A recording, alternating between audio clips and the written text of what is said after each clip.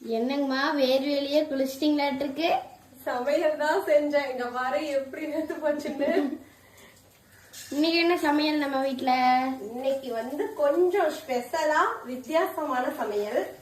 இங்க கம்மங்கூழ் மோர் ஊத்தி கரைச்சி வச்சிருக்கேன். இங்க ஃபர்ஸ்ட் டைம் நான் ட்ரை பண்ணேன் ப்ரக்கோலி ஃப்ரைட் ரைஸ்.